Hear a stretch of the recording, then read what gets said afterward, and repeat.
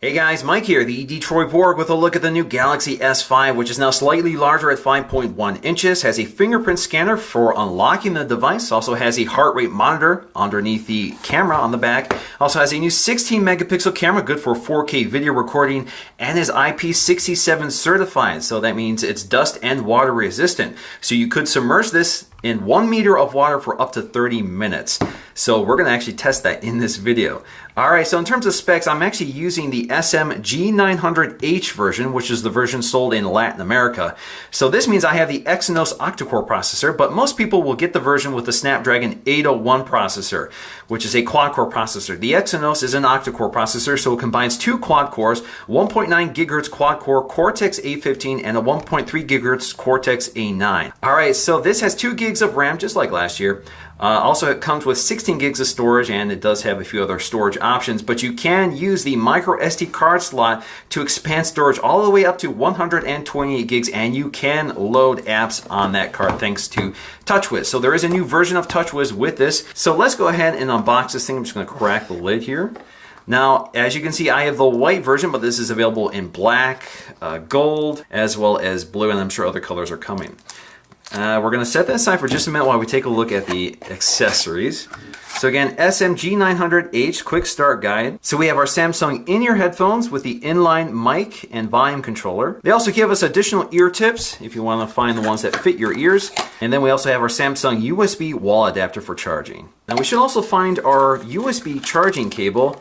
Now in this case, it's a USB 2.0 cable, so they did not give us the USB 3.0 cable that this device actually supports, so that's kind of interesting. All right, we also have our battery tucked in here. Let's pull that out.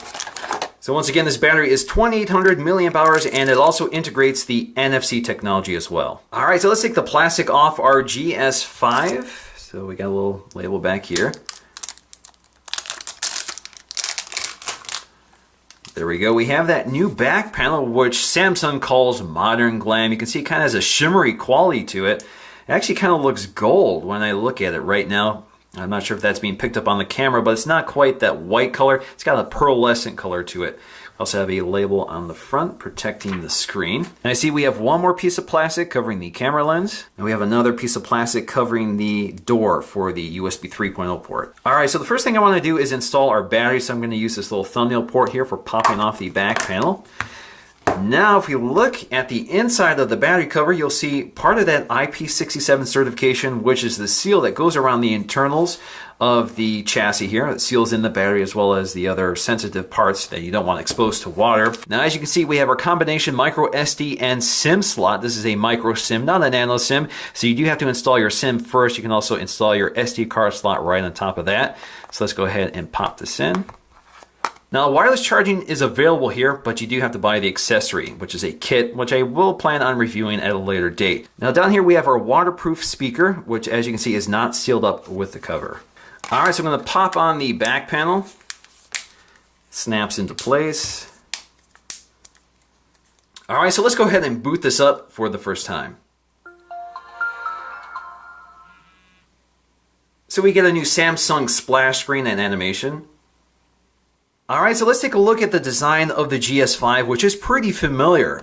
The big difference here is the back panel, which Samsung is calling Modern Glam. Now basically, that's referring to the soft touch material along the back, which has this sort of golf ball-like texture to it, with this pearlescent finish, which differs, of course, depending on what color you get. It seems to be more noticeable on the blue color, but as you can see, it kind of does a nice job picking up the light, gives you a little more design and material interest here. So we have a little bump out here for your loudspeaker here, prevents you from accidentally covering up the speaker when you lay it flat on a table. Toward the top, you'll find your Samsung branding along with that 16 megapixel camera module, which also has your LED flash right below that, as well as your heart rate monitor, which includes an LED light as well as a sensor for picking up your heart rate, which we'll demonstrate in this video. Now, as you see, this camera kind of sticks out. It does support 4K video recording. Unfortunately, that does not include optical image stabilization. Now, along the side, you'll find that chrome finish, and if you compare this to the GS4, you can see they've changed the design a bit from this brushed metal to this nice shiny chrome finish, which gives you a little more of a jeweled effect. You also have your sleep-wake button, which appears to be slightly smaller on the GS5. You also have your thumbnail port for popping open the GS5 and GS4 in the same location. Toward the bottom, you see, of course, a difference here. You have your flap covering the USB port, And of course, this is USB 3.0 versus USB 2.0. So if you pop this off, let's see if I can pop it off. So if you pop it off again, you see the USB 3.0 port is larger. You also have your microphone in the same location. Along the right-hand side, you'll find your volume rocker, again in the same location. Now along the top, they switch things around a bit, so we have our headphone jack on one side versus the other side. Same with the IR blaster. We also have our pinhole mics on the same side here, next to the IR blaster versus next to the headphone jack. Now the GS5 has cleaned things up a bit here. So we have these two sensors, ambient light sensor and proximity sensor, along with an sRGB sensor built into these sensors, along with our camera module, which is in the same location. Front-facing camera, good for 1080p video, while the GS4 had 3 sensors. So one of them was sRGB, one was proximity sensor, one was an ambient light sensor. So they've cleaned it up a bit. Now you can see that the earpiece is a bit smaller on the GS5 versus the GS4. Now toward the bottom, we also have new Android controls here. So we now have a recent apps button and a back button versus a menu button and a back button on the GS4. Now the home button is also different here. So we now have a fingerprint sensor or fingerprint scanner built into the home button, which you swipe on to unlock, versus the standard home button on the GS4. Now the interesting thing here is that it looks like there's no visual cue that tells you that this is a fingerprint sensor, so it's almost completely invisible. Now if you look at the GS4 versus the GS5, it looks like the LED flash was a bit bigger than on the GS5, but it appears there's no difference in terms of overall performance. Now let's take a look at the size difference between the GS5 and the GS4. So on the right we have the GS4, which as you can see is thinner and smaller than the GS5. Now the GS5 is 5 inches, this is 5.1 inches, so it looks like the device itself, the bezel around the display, has increased in size exponential to the display itself. So they've increased the bulk of the phone to accommodate more features, a larger battery, as well as the display. Now for the first part of this video, I just want to cover some of the major new features or the major hallmark features with the Galaxy S5, and then we'll get into the extreme details of what's new. So first up is the fingerprint sensor, which again is integrated into the home button. Now it's not active by default. In fact, it doesn't even train you when you activate the device for the first time. So in order to activate it, you have to go to settings. So I'm going to go up here to settings for my drop-down notification shade, go to fingerprint scanner, and go to fingerprint manager. So basically all I have to do is train one of my fingers. I'm just going to use my index finger right now and go through the setup process. So this is very similar to the setup process on the iPhone 5S, but the technology is very different. We're using a swipe gesture as opposed to an image sensor, which actually images your finger. This is actually detecting the capacitive characteristics of your finger as opposed to the image of your finger. Now I have to set up a password, so I'm going to use one with a letter. Click continue. Do it again. So if the fingerprint sensor fails, what you would have to do is enter in your password. Now if you go to the lock screen now, you get this little indicator telling us to swipe across the lock screen to unlock it. And of course it only works with the finger you train. So for example, if I use another finger here, it tells me select the entire pad. And if I keep doing that and it fails enough times, it will prompt me to enter in my password. Now I think most people would prefer to use their thumb to unlock their device. So let me go ahead and train my thumb, and I think there's a trick in order to train the thumb so you can actually do this one-handed. So I'm going to go back to settings, I'm going to go back to finger scanner, go back to fingerprint manager.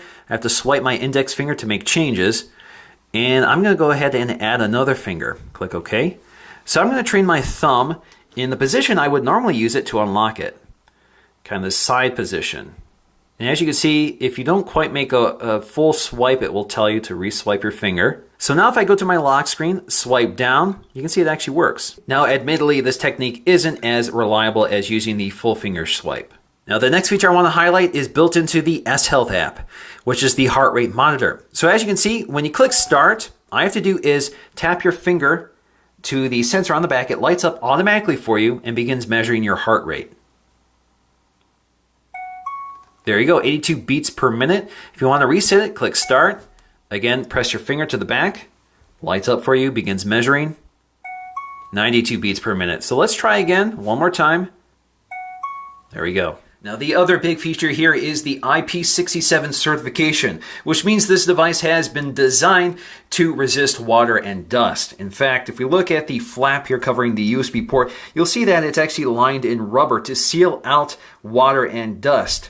In fact, when you charge this device and pull out the charger, you'll actually get a little reminder telling you to make sure that that flap is completely closed for water resistance. Now this also means that exposed elements like the speaker and headphone jack are also waterproof, as is the earpiece, which may account for the fact that the earpiece seems to be a bit smaller. Now I'm just going to do a quick demo of the water resistant capability of this phone. Now you should keep in mind that this phone is not waterproof, meaning you can't just go swimming with it in your pocket. You can't use it in the shower. It's really meant for emergency situations. So for example, if you drop it in the sink while you're cleaning dishes, or if you drop it in the toilet, or if you're sweating while working out, or if it's raining, or if you drop it in the puddle or something like that, you don't have to worry about this phone necessarily being damaged in that event.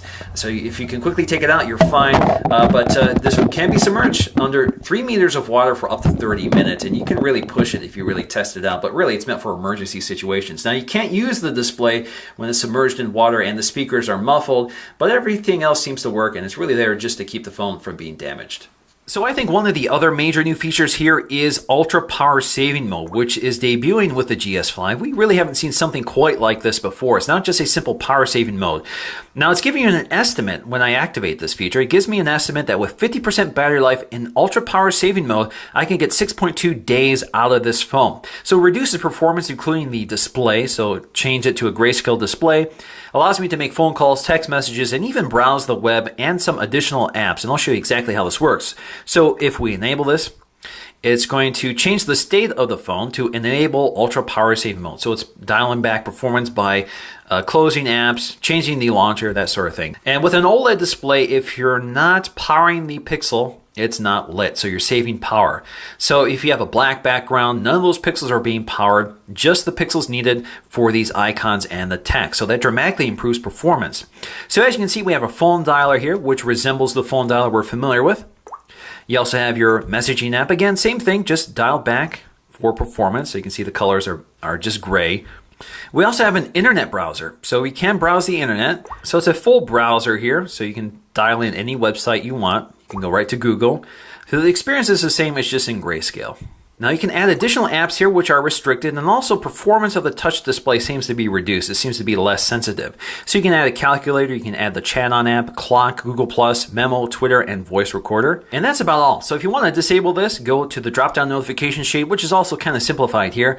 You can also go to your settings, which also has an adjusted interface in Ultra Power Saving Mode. But you can quickly disable this feature by hitting it right there, and it brings it back to normal. All right, so let's take a look at the user interface starting with the lock screen. So as you can see with the lock screen, you get a new unlock effect here with a new sound effect.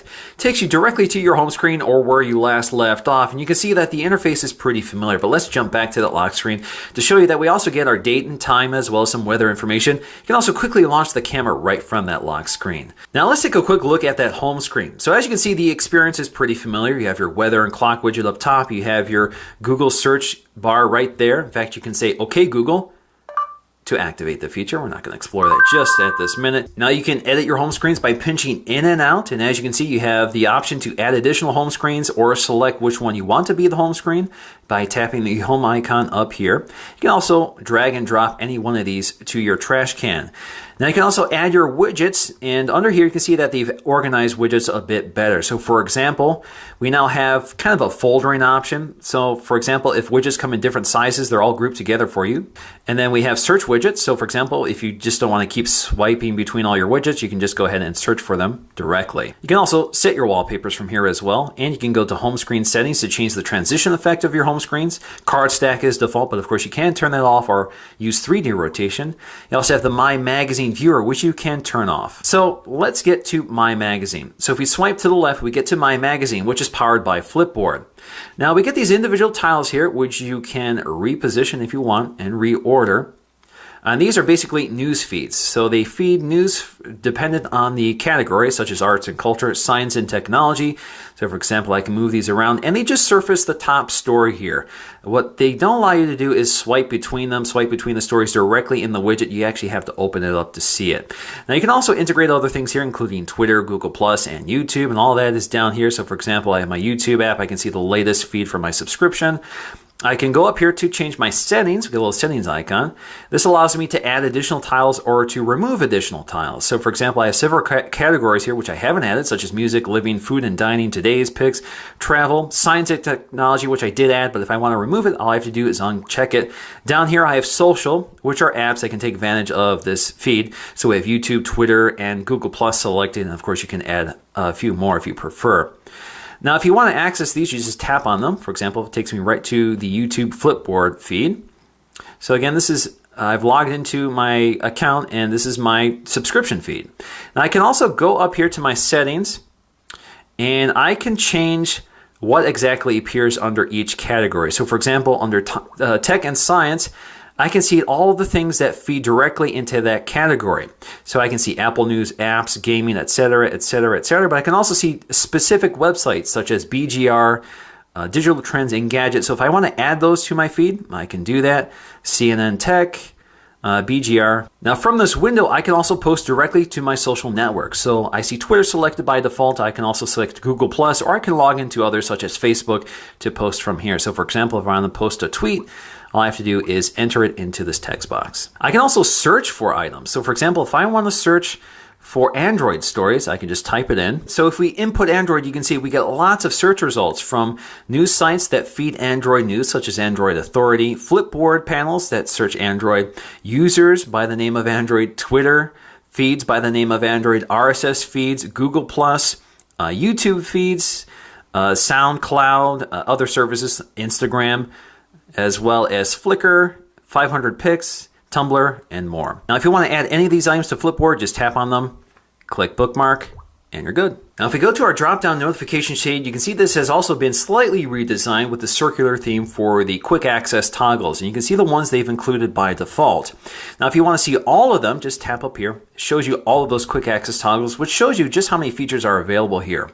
And if you want to access the settings for any one of these toggles, just tap and hold on them. It takes you directly to the settings panel, which explores some of those features. Now, Quick Connect is an easy way of accessing all of the devices sharing a wireless network that this device can control. So for example, it sees my Samsung Smart TV here, so I can launch this to get to that TV to, for example, use the Watch On app to control it. I can also go to my printers, so I can see all my printers here, so I can access my printers or send print jobs to those printers, or I can access my AV receiver, which is equipped with wireless DLNA capability, so I can play back music, videos, or even photos. Now, S-Finder has also been integrated here. This allows you to search the entire device as well as the web for content. So, for example, if you search Android, this searches for everything from the browser to my files to events under S-Planner, settings, web searches.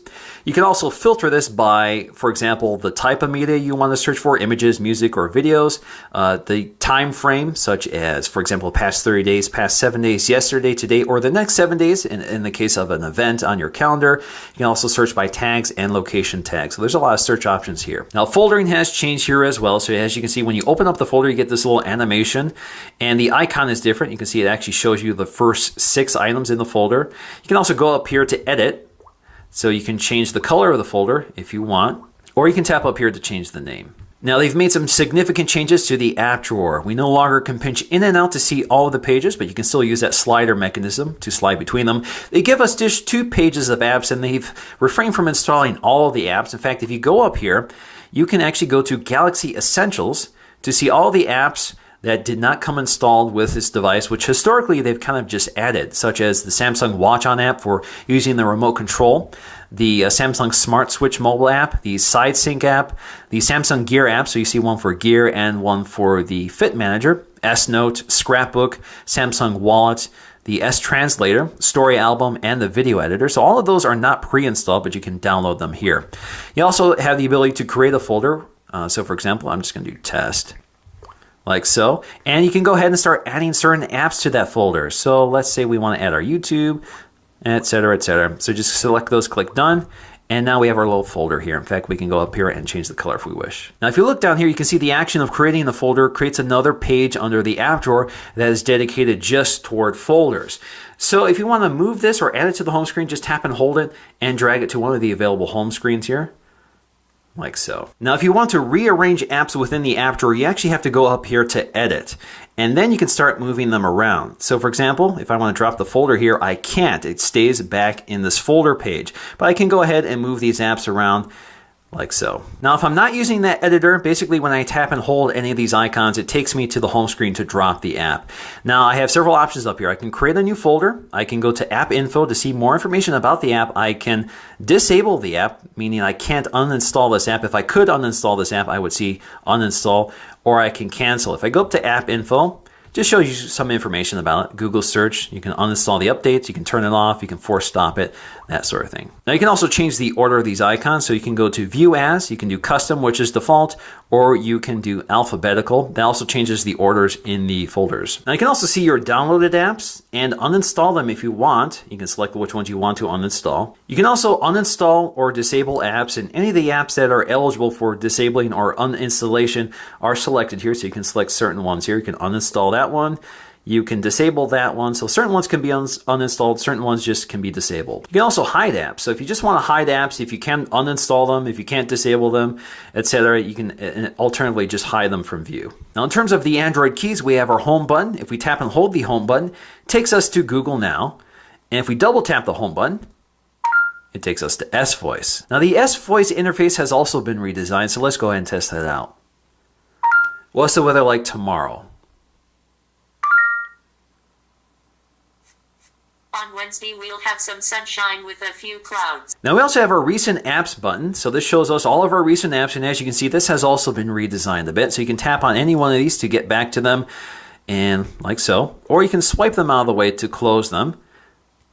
It looks like you can't. There you go. You can swipe left or right. You can also go to your application manager. So you can see active apps. You can end certain apps. You can end them all. And you can also close them all just by hitting that control right there. Now we also have our back button. Now some of these buttons have dual purposes. So for example, the recent apps button, if you press and hold it, will actually get you to your settings. So as you can see, when you're on home screen, it takes you to your editor for editing your home screens. Now if you're in another app, let's go to the browser. If you tap and hold that now, you get to your settings. Instead of pressing up here to get to settings, you can press down here and hold it to get to settings. So that's also a new feature. All right, so let's take a look at the new multi-window mode, which you can invoke just by tapping and holding the back button. So this invokes the multi-window tray, which has all the apps that are supported in multi-windowing, such as Chrome and YouTube. So you can drag and drop those icons into the window, and now you have a side-by-side viewer, which you can resize. And if you tap on that little circle at the center of it, you can swap between the windows. You can also close one of the windows, or you can copy text from one window to another, or pictures from one window to another. Now, if you add additional apps over one of these apps, let's go ahead and drag and drop Hangouts. And again, if I drag and drop Gmail over here, I can continue doing this, drag and drop more apps over the other app, and then if I go up here to close it, it will reveal the last app I had open. Now if you minimize this and go to recent apps, you can see when you tap on the apps that were in the multi-window mode, it brings back the multi-window mode, so you don't lose it every time you close it. Now if you look at the bottom of the tray, you get this little editor here. So if you go to create, you can actually create a custom recipe. So you can see the two apps I have open right now, YouTube and Chrome. If I click OK, you now see that was just added to the top of the tray. Now if I go to my multi-window mode, tap up here, it automatically launches those two apps for me. Now I can also go to edit here and add additional apps to this tray. You can see some are not added, such as Google Play Movies. I can just drag and drop it here and reposition them. You can also reposition the other apps, and once you're done, click done. Now in terms of our app drawer, you can see it's actually pretty sparse. So we have all these Samsung apps, we have all the Google apps, and then we have just a few third-party apps. That includes Flipboard and Dropbox. Of course, Flipboard powers the My Magazine feature, and Dropbox has a partnership with Samsung, so you do get 50 gigs of free storage when you sign up with your Samsung device for the first time. They have redesigned some of the Samsung apps, such as our calculator. We have a Chat-On app, which is Samsung's cross-platform chat app. We have a new email app. Of course, we have the standard WebKit browser. We have a new memo app, which has also been cleaned up a bit. We also have a nice file browser. So this gives us access to all of our files, categorized by images, audio, downloaded apps, documents, videos, and recent files. You can see your download history, your device storage, and you can see your Dropbox account as well. So you can go right to your Dropbox from the file manager. We also have a voice recorder, which looks pretty slick. We have our video player, which also has pop-out video playback. So if I play a video here, and I go ahead and hit this pop out, I can now watch the video while doing other things. In fact, I can resize it and that sort of thing. So there you go, resize it, press the home button. Again, this is pretty familiar territory from other Samsung devices. We also have the Samsung App Store. We have our new music player, which is pretty basic here. We have our albums. We can search by tracks and playlist. So for example, if we just want to play one song here, so you get a pretty basic interface. You can shuffle them. You can skip ahead, you can see the album, and then you can create playlists. You can also send the audio to another device, such as my Samsung Smart TV or my AV receiver, which is equipped with DLNA. Now, as I said, we have an IR blaster up here to control your AV equipment, and they do give us an included app called Smart Remote, which is powered by Peel.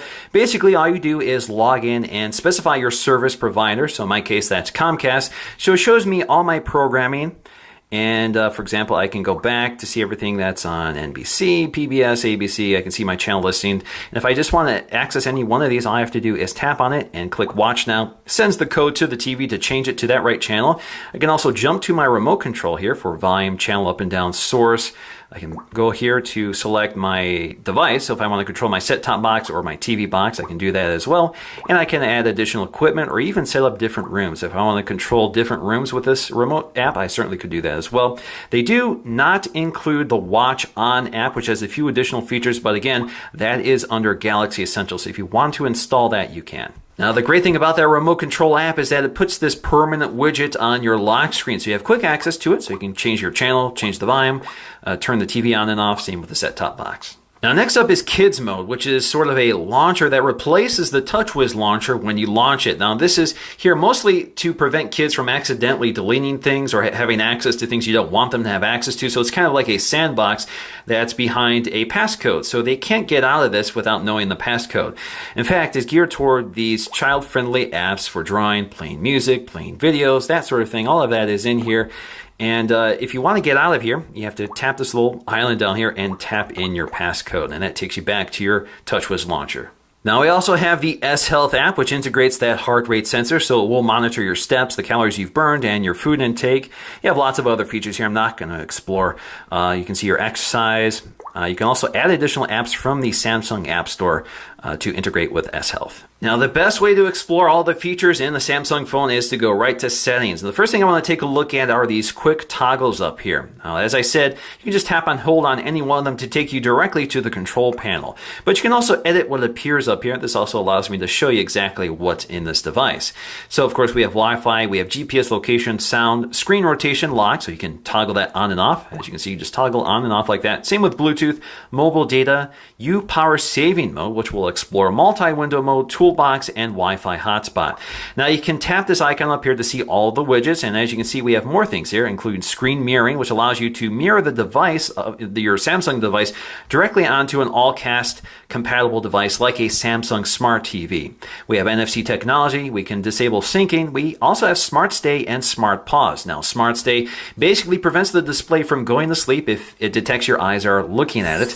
And we also have Smart Pause, which will pause and resume playback of video, again, if it detects the presence of your eyes. We also have Power Saving Mode, which you can enable, and if you do so, it dials back performance, but you have more options here, again, just by tapping and holding on it.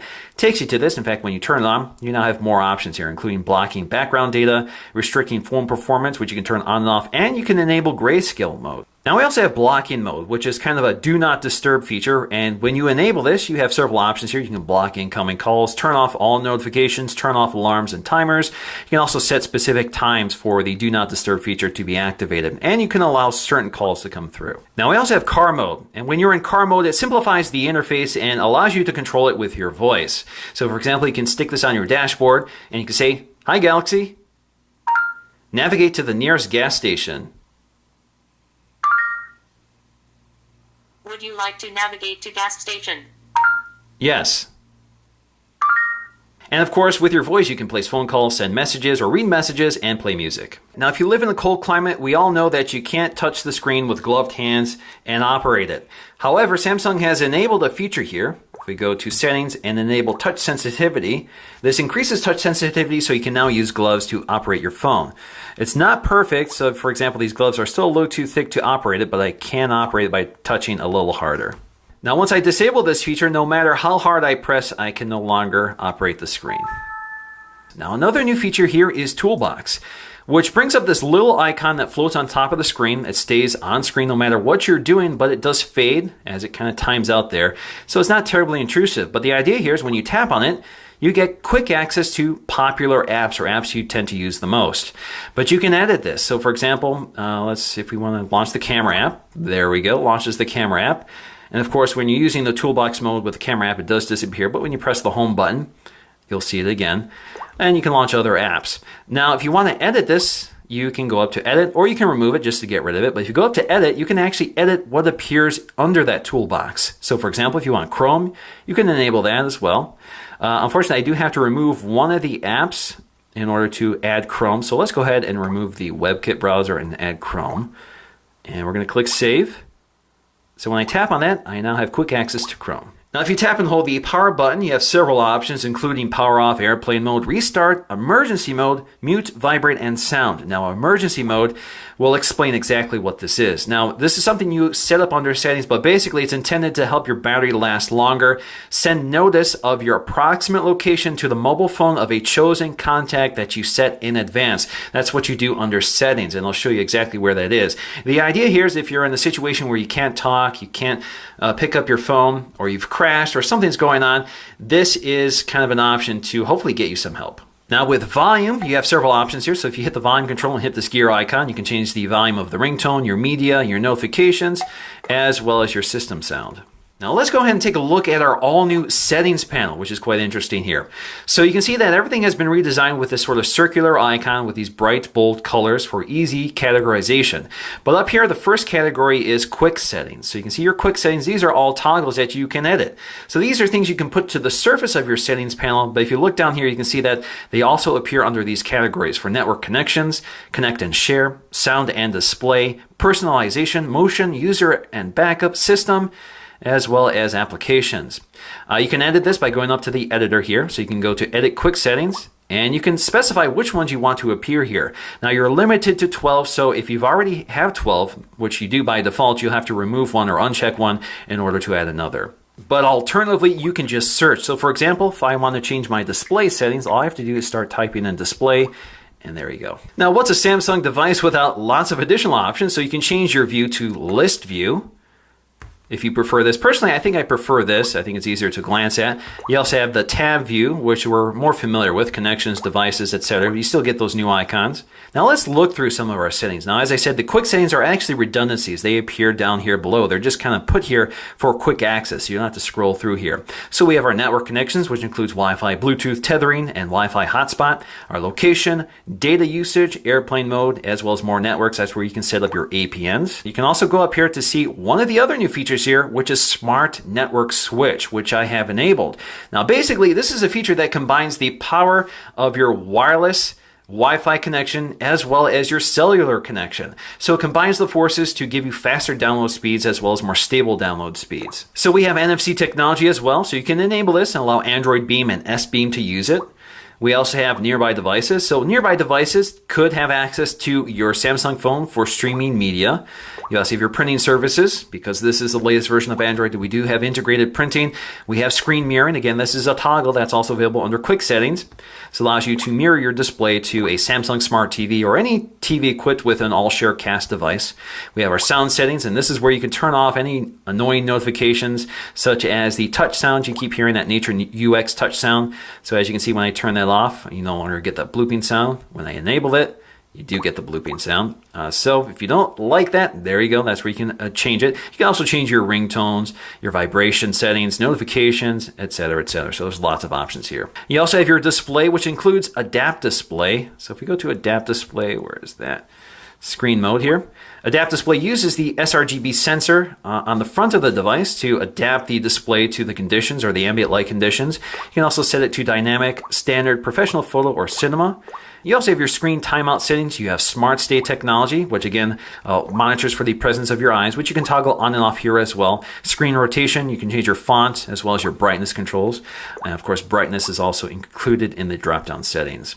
We also have our wallpaper settings as well as your lock screen settings, and there's a few things here, including the lock screen unlock effect. You can add another clock, you can change the clock size, you can show the date and time, add the camera shortcut, which is on by default, but you can disable that if you prefer. Owner information, you can change the unlock effect. The one they're using by default is the popping colors effect, but you can use some of the other older Samsung effects as well. We have multi-window mode, which you can toggle on and off if you prefer that not to come up when you accidentally press and hold the back button, which I often do. We also have the notification panel here, which allows you to change the settings. So for example, the notification notification panel includes the standard array of quick settings, and you have to press the other icon to see all of them. But you can rearrange these, so you can add these to the quick drop-down menu just by tapping and holding on any one of these and dragging them up here, and it bounces them out of the way. So for example, I think a feature I like to use the most would be power saving mode. So I can put it right here instead of Wi-Fi hotspotting. So now if I go to my drop-down notification shade, I can see power saving mode included with the quick setting toggles, and I can see the rest by going right there. I can also edit directly from the screen by going to edit. Takes me again to that control panel where I can do the same thing, and I can also reposition them if I want. You also have that toolbox feature, one-handed operation, which is very interesting, which I have turned on. That's off by default. But basically, in order to enable one-hand operation from the side you want to operate one-handed, all you have to do is swipe just like that. You swipe in and out. So let me do that again.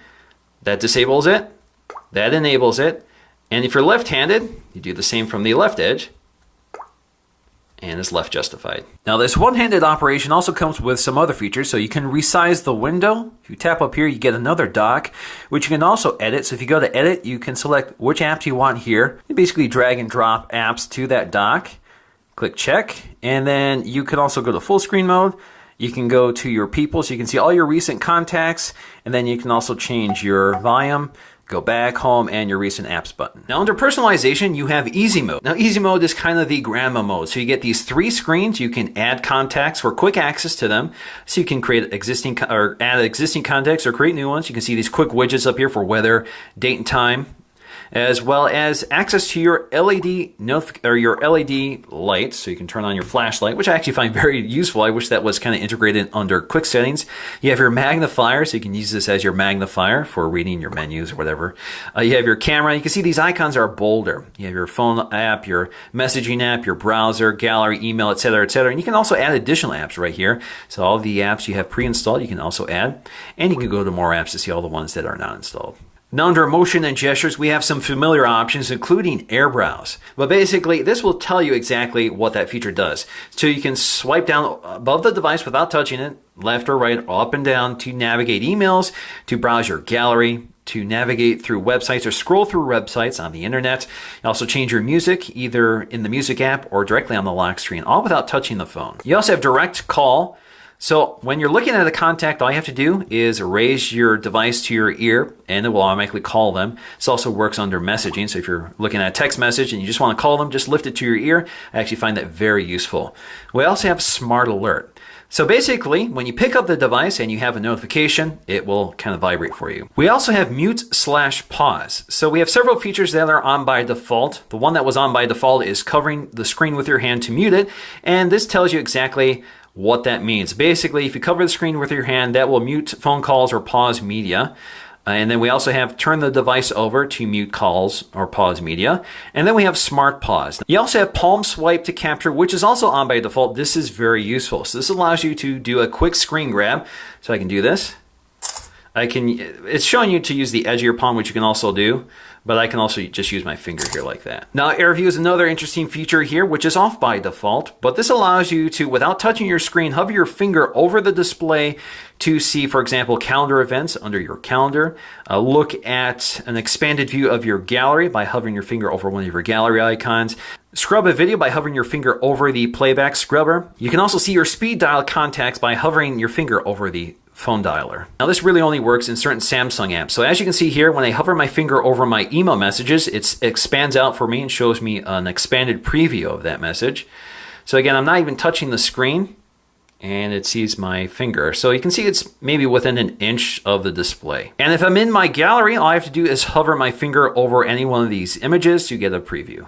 Now under user and backup, we have our accounts. This is where we can add additional accounts such as Twitter, Facebook, our email accounts, Dropbox, Samsung accounts, and other Google accounts. You can see everything that's available here, including LDAP accounts for email, Microsoft Exchange accounts, Facebook Sync, and that sort of thing. We also have our cloud accounts, which includes Dropbox as well as Samsung. So this is all our cloud storage options. We also have backup and reset. Now under system, we have language and input settings. So this is where you can change your language, your keyboards, your voice search, that sort of thing. We also have date and time settings, which you can set automatically. You can select the format of the clock, that sort of thing. Now we also have safety assistance. This is where you can enable that emergency feature I talked about earlier. So you do have to specify a emergency contact, which I'm not going to do right now. I just want to show you how this works. So under emergency mode, if you enable this, basically it dials back performance of the device to kind of the ultra power saving mode. So it preserves the battery life, allows you to make phone calls for an extended period of time, send messages, that sort of thing. So make sure your phone doesn't die too early. So if you're in an emergency and can't charge it, you enable that mode and it saves your battery life. You also have Geo News, which is off by default. I toggled this on, but basically this will warn you of weather events in your area. So we'll bring pop-up messages and notifications and that sort of thing. We also have send help messages, which is very interesting here. So if you enable this, if you have a primary emergency contact and you double or triple press the home button, it will send a text message with a quick alert to your primary contacts when you're in an emergency situation. So it will send pictures and send a sound recording as well as your current location. You also have your accessories. So this is where you can change your audio output. So if you want surround sound, you can do that as well. We also have our battery. Now, in terms of battery life, I've had a really good experience so far. I'm able to get about 17 hours out of battery with a comfortable margin. So 17 hours out of a day of normal use, so that's moderate use. That's using cellular and Wi-Fi and checking my phone regularly. So 17 hours is pretty good. I maybe get 10 hours out of an iPhone. This is very similar to the performance on an HTC One M8. We can also take a look at our storage and see what's taking up all of our space. So you can see out of the 16 gigs, I'm using about half of it. Now under security, we have a feature here that I want to highlight here, which is called reactivation lock. So basically you use your Samsung account to prevent other people from reactivating your device. So if you enable this, it gives you some peace of mind. All right, next up is the camera app, which is really full featured. So of course we have tap to focus, and as you can see, it's pretty quick to respond. It's much slower in low light conditions. But otherwise, it's really quick. You can pinch in and out to zoom, which is just digital cropping, of course. We can shoot our photograph, and we can record video, all on the same screen. We can shoot a photograph while we're recording video. We can pause video recording, resume it, and stop it. You can also change your mode here. So they've given us the standard array of auto, beauty face, shot and more, panorama, virtual tour, dual camera, and you can download additional modes, which come from the Samsung App Store. So not all of them are included like they have been before. So animated photo, sound and shot, sports shot, and surround shot. Now, virtual tour is kind of new here. I can't really demonstrate it live, but basically this allows you to kind of create a virtual tour of, let's say, a house or a building. Basically, you can walk around and it will automatically take photos for you. And once you're done with that, you can actually navigate through that virtual tour. Now, if you look on the left side, we have our quick settings. So that includes the ability to switch from the front-facing to the rear-facing camera. There I am, everybody. And then I can switch back. I also have HDR. So HDR you can enable or disable quickly here. Now you also have selective focus, which you can enable or disable, and I'll show you exactly how this works. Now I took this image with selective focus turned on. So as you can see, I have a foreground subject and I have a background. So I have enough distance between the background and the foreground subject for this feature to work. Now if you don't have a clear subject, the camera will tell you they couldn't enable this feature. But with this photo, I can go up to this little edit icon up here. And now I have the option to select near focus, which is focusing the object closest to the camera, far focus, which is focusing on the background. So as you can see, it blurred the foreground. And I can do pan focus, so we'll focus both the background and foreground. Now basically all it's doing is applying a filter. In fact, if you zoom really closely at the edges of the foreground subject, you can see they actually kind of blur. So you can see it's not perfect. Now we also have our settings panel, which is pretty packed here, which includes both our still camera as well as our video camera settings, which is kind of nice, quick access to everything. You can also modify this panel or this dock here for all of these settings. So if you tap and hold any one of them, you can drag them to the dock here and remove them if you want. You're only limited to a certain number of them, so you do have to remove one if you want to add another one. So for example, if I drop this in here, try to drop another one in here, it bumps it out of the way. So of course we have our picture size, so we can change it from 16 megapixels all the way down to 2.4 megapixels. We can enable burst shot, picture stabilization, which is off by default. You can enable that. Face detection, metering modes. As you can see, we have center weighted matrix or spot metering. Tap to take a picture. So if you enable this, when you tap to take the photograph, it will, or tap to focus, it will take the photograph. You also have video size. So you can select 4K video recording. I'm not going to demonstrate 4K video recording in this video, but I'll link one to a great one that TLD Today shot. John at TLD Today shot a fantastic 4K video sample with the GS5, and I'll post that in the description below. But at the end of the video, I will demonstrate the full 1080p experience because I did shoot this video with 1080p. Now under recording mode, you have things like slow motion, fast motion, and smooth motion options there as well. Video stabilization, which is off by default. This uses software for stabilization, not optical image stabilization, which is not included in here. You also have audio zooming, so you can enable this or turn it off. Basically, it will increase the sensitivity of the microphone the closer you get to a subject when you zoom in. Now, there's another unique feature here called Remote Viewfinder, which will coach you through the process of setting this up. I actually use NFC technology to enable this feature on the GS4. So basically, what's happening now is the GS4 is seeing the screen of the GS5. So I can now take my GS5, place it anywhere, so I can place it in a window, and I can use the GS4 to control it. So let me go ahead and demonstrate that. All right, so there you go. It's in my window. I can tap to focus. I can see my neighbors driving by. I can record video, snap a photograph. I can even change the settings. So all those controls are right here on a remote viewfinder. Now, in terms of camera performance, this definitely is one of the best cameras I've used to date with very sharp, high-resolution images, and you can get pretty close. So this, for example, this flower was really close to the camera. I was able to really get close here to see all the details. I mean, I can really dig down here. So that resolution definitely comes in handy, and the quality of the images is superb. So you see a lot of detail here, and it's sharp, and the focus is sharp. It has no problem focusing. So it's done a really nice job finding the right focus point. And I didn't have to do much here. I just took the photo, allowed it to find the focus point, and it did a really nice job. So definitely one of the best cameras I've used, especially on an Android device. Now, in terms of low light performance, this camera is also really impressive. I think the only real problem I have with it is that it's pretty slow to focus. So it has a harder time focusing in low light conditions. As you can see, it does a pretty nice job. It's not too overexposed and grainy, so it's just about right. And I think the biggest weakness with this camera is the LED flash. So for example, I took these shots at nighttime, and then I took some shots with the LED flash. So as you can see, it does a nice job illuminating the scene, but the flash is really unnatural. It's got this blue washed out light. Definitely doesn't look good. It kind of clashes with the light in the scene, and so it doesn't look natural at all. Cameras with dual LED flashes that have two different colors are able to create a much more natural looking light that adapts to the scene. In the Samsung's case, it's just a bright blue light. You can see with this violet here, it actually looks okay, not too bad.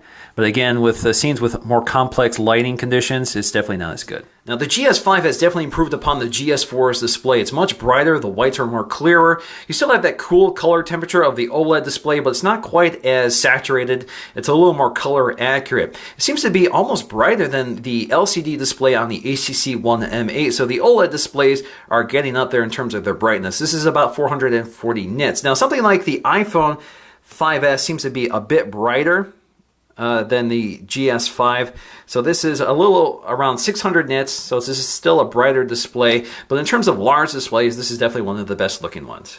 Now, in terms of pixel density, we're dealing with 432 pixels per inch, so even the smallest text is pin sharp, so you're going to have no problem reading text on this device. Now, in terms of benchmarking, with the GS5 achieving 968 on the single-core score and 3149 on the multi-core score, it pretty much wipes out the GS4. In terms of benchmark performance, so you can see there's a lot of hardware or processing power behind the GS5. This also beats the HTC One M8. This is running a Snapdragon 801 processor clocked at 2.3 gigahertz. This is running an Exynos processor, but this also is equipped with the Snapdragon 801 processor clocked at 2.5 gigahertz. So it'll be interesting to see how that scores against that device. But you can see with the Exynos processor, it's pretty impressive. Now, as you can see here, we have the iPhone, which does pretty well. Certainly better on the single-core score, but not as well on the multi-core score. All right, so let's try out some gaming performance here.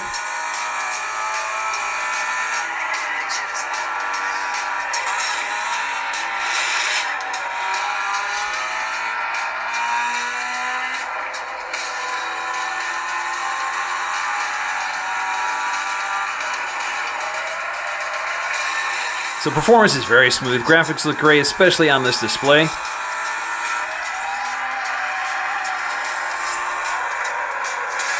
Now let's take a listen to the audio quality and compare it to that of the HTC One M8.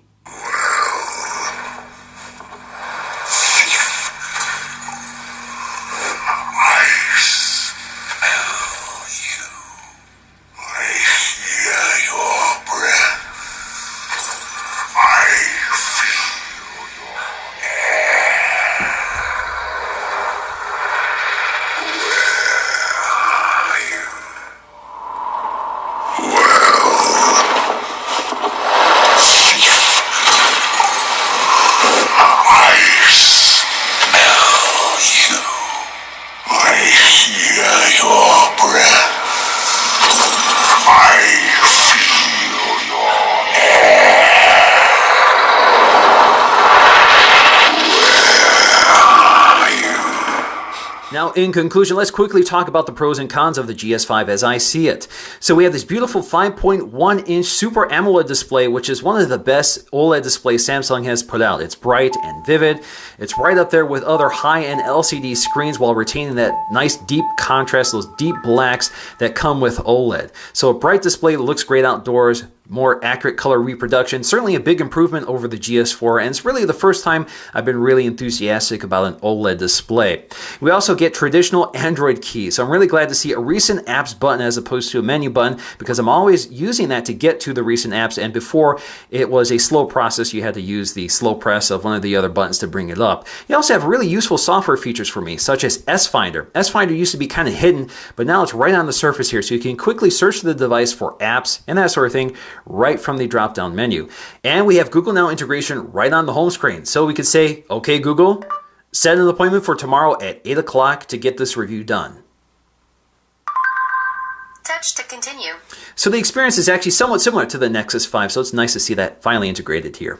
And of course, we have IP67 certification, which means this phone is pretty life-proof. You don't have to worry about water or dust destroying this phone. So it's really nice to have it without having an ugly phone like, say, the Galaxy S4 Active, which had physical buttons that didn't look as slick as the standard GS4. And we also have pretty decent performance for a TouchWiz device. It's not as quick and slick as something like a Nexus 5 device, but it's definitely an improvement over the GS4. So overall, I'm pretty impressed here, and I definitely like the changes to the user interface, which is now much cleaner, especially the settings panel, which integrates search, which I find very useful. We also have that excellent 16 megapixel camera, which can deliver sharp and predictable results under any conditions with pretty sharp focus and quick focus with lots of features that actually work. We also have 4K video recording, which is really nice to have around. We also have the heart rate monitor, which works really well. I actually find it very useful. And all this comes in a lightweight, compact and thin form factor. So although this phone is pretty large at 5.1 inches, it feels very comfortable to handle. I can reach across the display without reaching too far or without loosening my grip on the phone.